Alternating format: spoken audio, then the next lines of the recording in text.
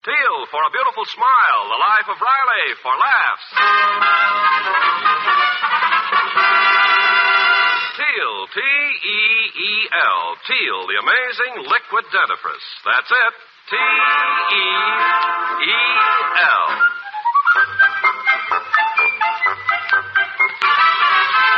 Teal, the amazing liquid dentifrice brings you The Life of Riley with William Bendix as Riley.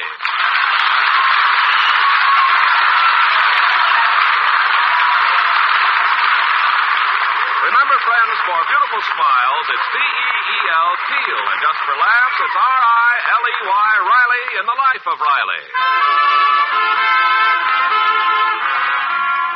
For Chester A. Riley, life is a bowl of cherries. But every once in a while, he chokes on one of the pits. For instance, the other day, Riley learned that his 13-year-old son, Junior, has been gambling on the slot machine in the back room of Mike's cigar store. Right now, Riley is entering the cigar store in an effort to catch Junior in the act.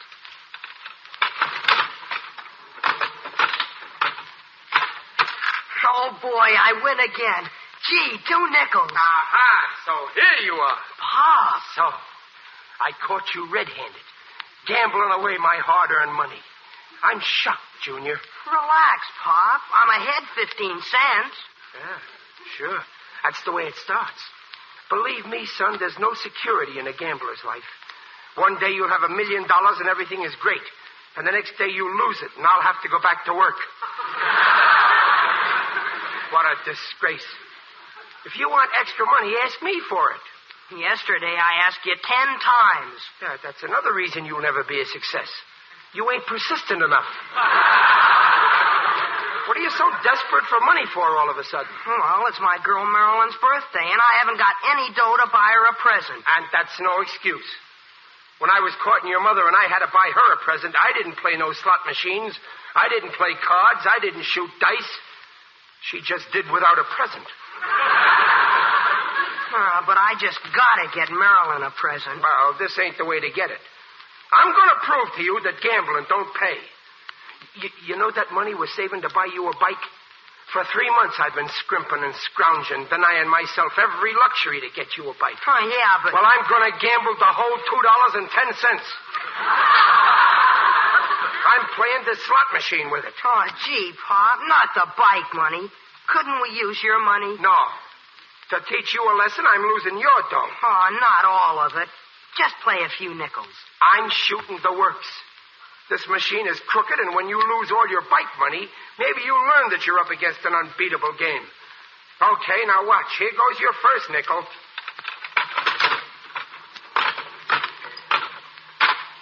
Well, you can kiss the first nickel goodbye. This'll teach you a lesson.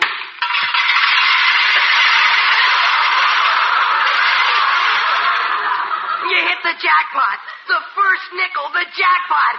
We win $30. I told you that machine was crooked.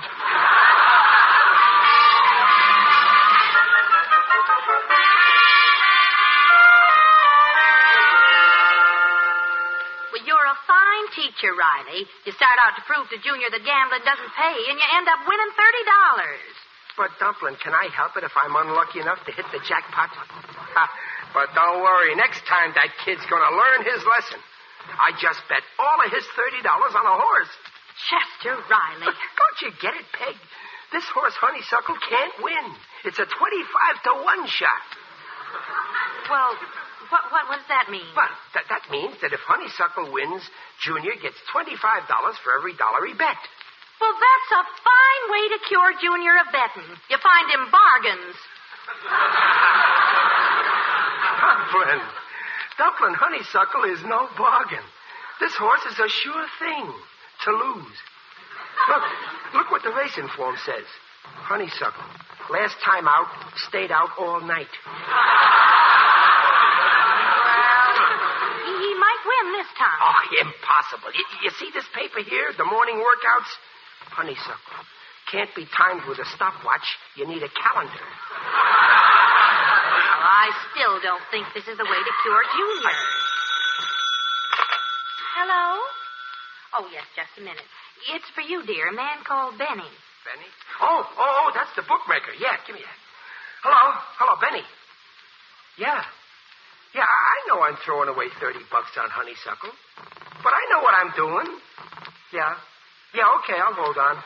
Peg, they're at the post, and Benny's going to describe me the race. He's got a wire right from the track. Yeah, okay, Benny, I'm still here. Yeah. Oh, hello, Pop. Say, listen, can I have my $30? I got enough now for a bike and a swell present for Marilyn. I'm sorry, Junior. I just bet you $30 on a horse named Honeysuckle. You wanted gambling. You're getting it. Oh, but Pop. Quiet. Yeah, Benny, I'm here. Oh, quiet now. Shh. They're off. Joni girl is out ahead. Bow tie second and Sunrise third. Where's Honeysuckle? Yes, where's Honeysuckle? They're at the quarter. Sunrise first by one length, Bow tie second by a neck, but Joni girl is coming up fast. Yeah, but where's Honeysuckle? Yes, where's Honeysuckle? Benny, where's Honeysuckle? Honeysuckle's still at the post. Wonderful. Oh, come on, Honeysuckle. Now they're at the half. Sunrise in front by a nose. Joni girl is second, Bow tie is third, and Honeysuckle is fourth. Oh, boy, we can still win. We're fourth. Don't get excited. There's only 4 horses in the race.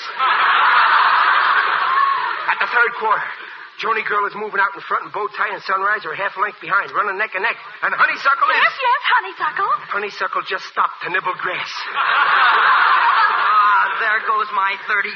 Into the stretch. Joni girl in front, Bow tie second, Sunrise third, and Honeysuckle. Honeysuckle is now nibbling dandelions. Hearty appetite, Honeysuckle. You see, Junior, today your father learned you a valuable lesson. Gambling don't pay. Well, so long, Benny. Thanks for... What? No! Honeysuckle is streaking down the stretch. He's 10 lengths behind. 8, 7, 5, 3. He just passed Sunrise. He's passing Bow tie. Now he's running neck and neck with Joni girl. And the winner is Honeysuckle.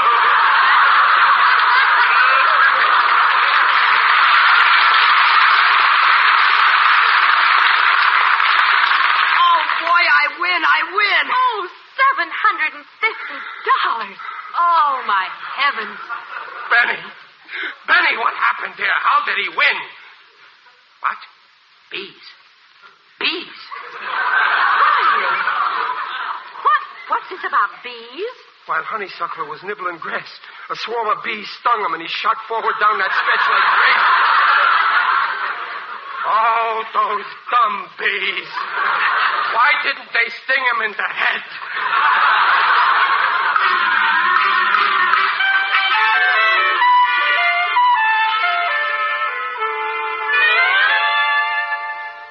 $740, $745, $750. Boy, what a head of lettuce. Here, you want to feel it a minute, Junior? Pop, you know what you ought to do with that money? Of course he does, Junior. He's going to put it in the bank. Bank? Dumplin', you don't think I'm going to let those banks gamble with my dough. I'm going to play safe with this roll. I'm betting the whole caboodle that Punchy Peterson knocks out K.O. Clark in a fight tomorrow night. Oh, Riley, you're not going to gamble again. Gee, Pop, you've been yelling all along that gambling don't pay. Yes, and it don't pay. Never forget that, Junior. Except for lucky people like me. You? Sure. I've been thinking it over, and the same thought keeps rattling around in my head. Why did I win that jackpot? Why did I win with Honeysuckle? Because every once in a while a born winner comes along, like me. Oh, that's ridiculous. I got the golden touch. Just like that character in a fairy tale. Everything he touched turned to gold. You know, Goldilocks. Riley, I'm warning you. No good will come of this betting. Peg, I know what I'm doing. Was I ever wrong? Every single time. True. But remember, it's only human to make mistakes. And for most of my life, I guess I was human, too. But now I've changed. Look, Dumplin', you think I'm doing this for me? I don't care about money. I want to make life easier for you. Why should you have to stand over a wash tub and wash out my shirts? From now on, I wear a shirt once for 5 days. Then I throw it away. Nonsense, Riley. I'm not complaining about my lot. And I'm thinking of Junior, too. I was always worried I couldn't afford to send him to college. But now I'll be able to send him to 2 colleges, like William and Mary. Yeah, but Pop, I'll settle for a bike. Please, Riley, listen to me. Oh, no. It's no use. My head's made up. Peg, you might as well face it. You married a goose who's going to lay a golden egg.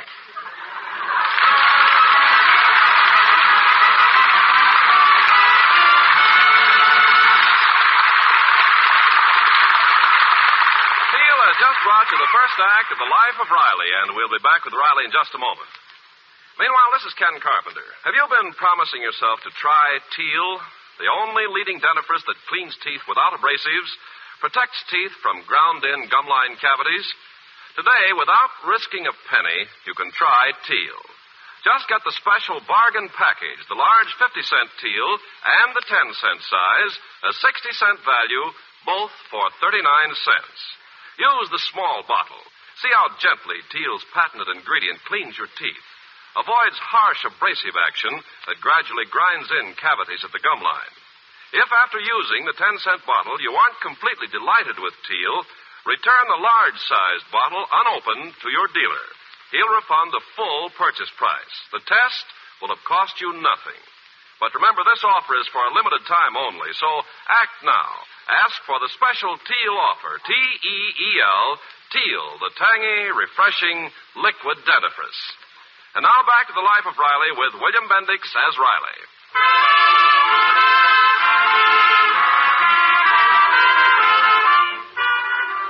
When Riley found his son Junior playing a slot machine, he set out to prove to the boy that gambling doesn't pay. But after hitting a jackpot and then winning $750 by betting on a bad horse, Riley became convinced that he has a magic gift for picking winners. Right now, Riley is generously offering to make his fellow lodge members fabulously rich. But I'm telling you, Brother Lodge Brothers, I can't lose. I got the gift. Maybe you have, Brother Riley. But why gamble the entire treasury of the BPLA? Because if there's one organization I'd like to make rich, it's the Brooklyn Patriots of Los Angeles. Besides, fellas, I keep telling you, the way I bet it's no gamble. It's a sure thing. Yeah, but gambling. I don't know. My old mother brought me up never to gamble. Go on, Yulie. I seen you gambling yesterday. That was not gambling. I was using my own deck of cards.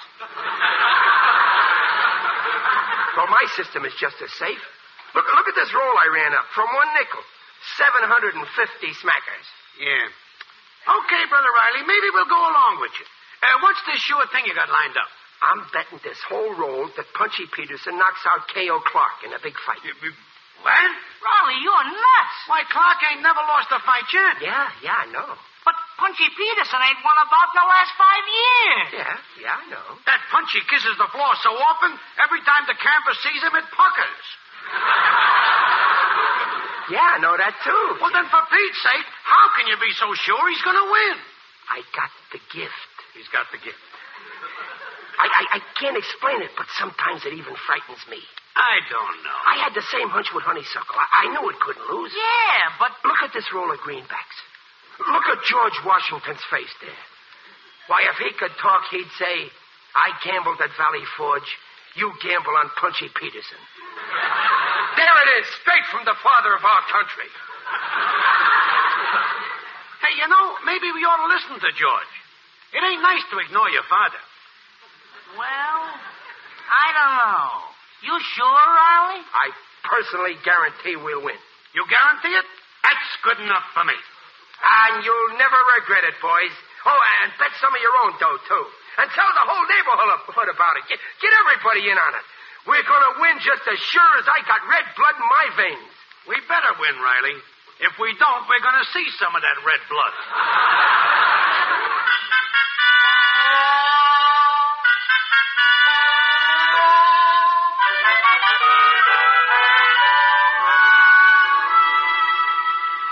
Riley, I won't let you go through with this crazy bet. There's still time to back out. Please, Riley. Now, Peg. Don't you worry your little head about finance. After this fight, all you'll have to worry about is whether you want your nylon stockings with mink tops or mink stockings with nylon tops. Oh, it's bad enough losing our money. But your club's money and your friends. Please don't go through with it. Even if I wanted to back out, I couldn't. I already sent Junior with the dough down to Benny's place to bet. The whole roll, $1,100 on Punchy. $750 of my dough, the rest from the club treasury and all the neighbors. $1,100. Yep. Oh, Riley, if you lose, your friends will never forgive you. Now, Peg, that's the gang now. I asked them over to hear Punchy knock out K.O. Clark on the radio. Hey, Riley. Hiya, fellas. Riley. Come on right in. Make yourself at home. Come on inside. Did you place the bet, Riley? Oh, yeah, it's all set. Riley, I hope you don't mind. I brung the widow Brannigan along. The poor old lady's very anxious. She's betting this month's pension money. Oh, well, the more the merrier. Sit here, Mrs. Brannigan, in the rocker. That's it. Oh, Riley. You let that Mrs. Brannigan bet her pension money? Well, she's 80 years old. A poor widow. Oh, don't worry. With the dough she'll win on this fight, she won't be a widow much longer. Hey, it's time, Riley. I'm turning the radio on. Okay, well, sit down, folks, and relax. Oh, come on, Gillis, sit down. I can't. I'm too nervous. I bet last month's rent. Peg, get some Coke so we can celebrate after the fight, huh? Shh, quiet. Oh, I got it. Yeah. Good evening, folks. Good evening. Here we are at the ringside, and there's a terrific crowd here tonight. The arena is jammed to the rafters. You hear that? Punchy Peterson just entered the ring. That was K.O. Clark, who just entered the ring. And here comes his opponent, Punchy Peterson. Hey, Riley. Riley, they're booing. But wait till it's over. They'll boo out of the other side of their mouth. Now both men are in the center of the ring getting their instructions. We'll start any second now. They're back in their corners now. Yes, we're almost ready. There goes the bell. Clark comes cautiously out of his corner, and Punchy rushed out of his corner like a wild man and landed a terrific right to Clark's head. What did I tell you, fellas? Come on, Punchy. Clark is backing away now, but Punchy is crowding him, and there goes another right to Clark's head, and a left, and a right, and another right. Folks, we're seeing a miracle tonight. We're seeing a new Punchy Peterson, a relentless killer. Punchy just connected with a left hook to Clark's eye. I think he's closed it. Yes, he did. And now Punchy's jabbing away at Clark's other eye. Come on, Punchy. Clark is groggy and holding on. This is murder, folks. Sheer murder. I told you, fellas, I gotta give. Now Punchy's got Clark backed into a corner, and he's hitting him with everything he's got. There's a left, and a right, and a right, and another right. Punchy's cutting Clark to ribbons. Clark's other eye's closed. Now his knees are buckling. He's stumbling around the ring groggy and dazed. If the referee doesn't stop this slaughter, a knockout will be here any second now. Oh, it's all over now. Let's go collect our dough, huh? And there it is. A terrific uppercut to the jaw. And Punchy Peterson is down. The referee's counting over Punchy. 7, 8, 9, and the winner, K.O. Clark by a knockout.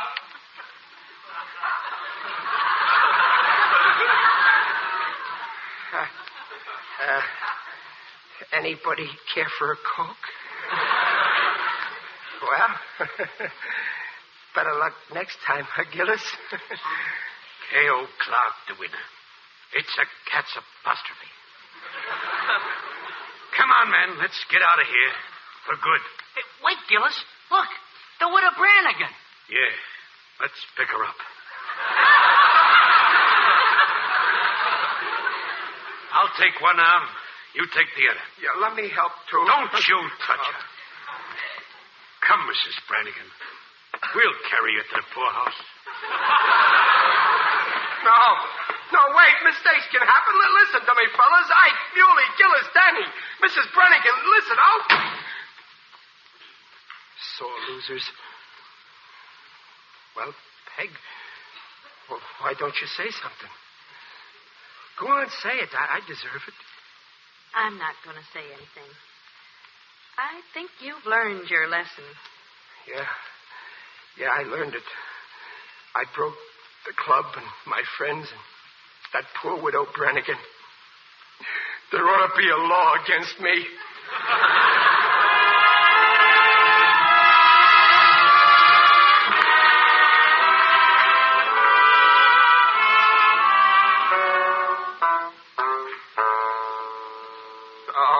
wish I was dead. I wish I was dead. I heard you the first time, Riley.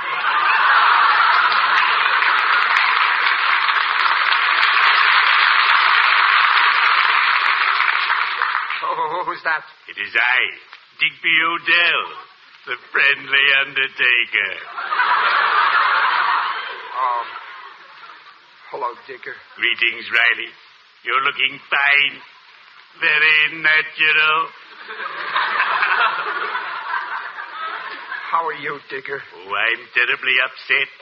One of my customers gave me a check, and it bounced. Well, why don't you slap a summons on him? Not this customer. He's lying low. Well, I got my own troubles, Digger. Yesterday there was a big boxing match. Did you go? Oh, no. After a hard day's work, boxing would bore me. I prefer wrestling. Wrestling. The moaning and groaning of two monsters mangling one another. The frantic beating of fists on the canvas as an ear is delicately chewed. The delightful sight of a flying body shooting through the ropes and landing on a hot dog salesman. I adore mustard.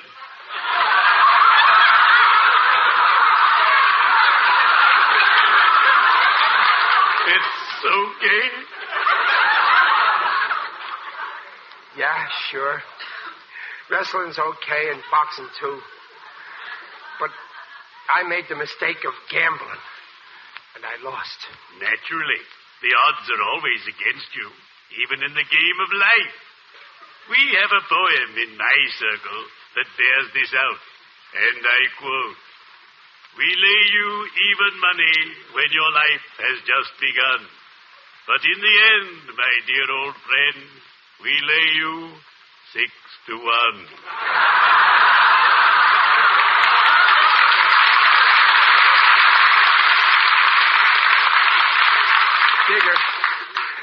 Digger, what am I going to do? On account of me, all my friends lost money. Oh, then you must make good their losses to the last penny.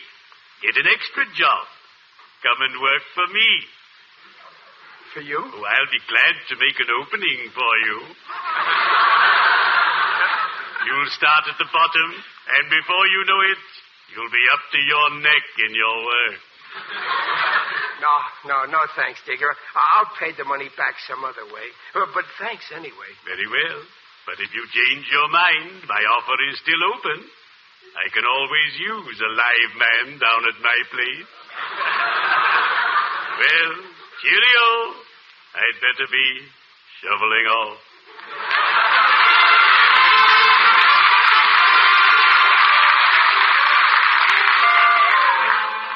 You'll see, Peg. You'll see. I'm going to pay back every cent that everybody lost. Oh, I'm glad. Yeah. I knew you'd do the right thing, dear. Yeah, I figure I won't be finished paying off until I'm 97 years old. But it'll be worth it. From then on, I'll be able to enjoy life. Well, we'll manage, dear. We can cut down on food and clothes. Oh, that's terrible. My poor family's starving on account of I'm such a dope. Peg, I wouldn't blame you if you took the kids and left home forever. I'd even go with you. Hello, Pop. Oh, hello, Junior, my poor barefoot boy. Oh, Pop, there's someone who wants to see you. My girl. Marilyn? Well, tell her to go away. I don't want to see her now. I'm afraid you have to, Mr. Riley. Now, listen, Marilyn. How dare you encourage my Junior to gamble? Now, wait, Marilyn. I'm his father. Well, I'm his fiancée. Fiancé? Yes. We're getting married in 10 years. And I will not have a gambler for my husband. Oh, now, Marilyn, it's not that bad. Mrs. Riley, I don't see how you can live with this man. Now, just a minute, Marilyn. I don't have to listen to that kind of talk from you. See, I'm putting my fingers in my ears. You just have to reform, Mr. Riley. If you don't, Junior will grow up to be the same kind of man that you are. Oh, no. No, not that. Anything but that. Don't worry, Marilyn. Losing all my friends and my money, all my friends' money taught me my lesson. Oh, Pop, you didn't lose. Marilyn met me on the way to Benny's, and she wouldn't let me place the bet. Junior, you disobeyed my orders. You let yourself get henpecked by a chick that ain't even a hen yet.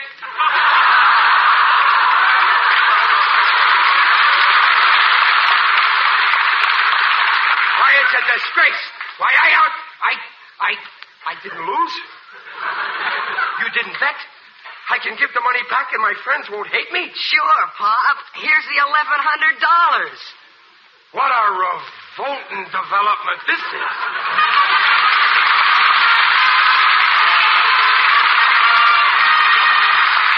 Riley's will be back in half a minute. Now at your dealer, special offer on Teal, the liquid dentifrice. With a large 50-cent size, you get a 10-cent bottle, a 60-cent value, both for 39 cents. If you aren't delighted with Teal, return the large Teal bottle unopened and get your money back.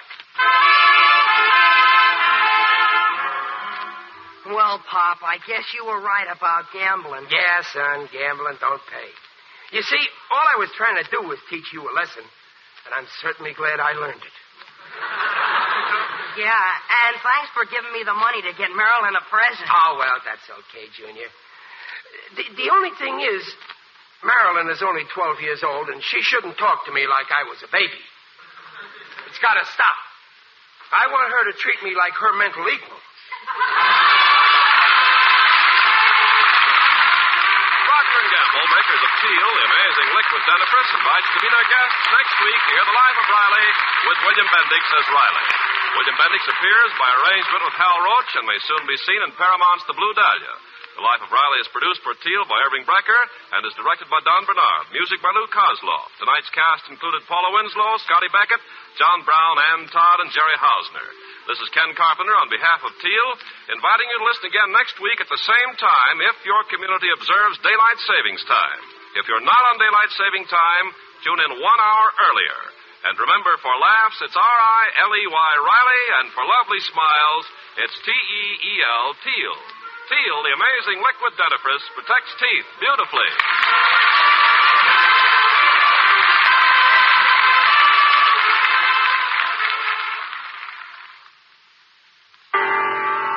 It's a washing miracle for silks, nylons, woolens, dishes. What are you talking about? Dreft. I'll spell it. D-R-E-F-T, Dreft.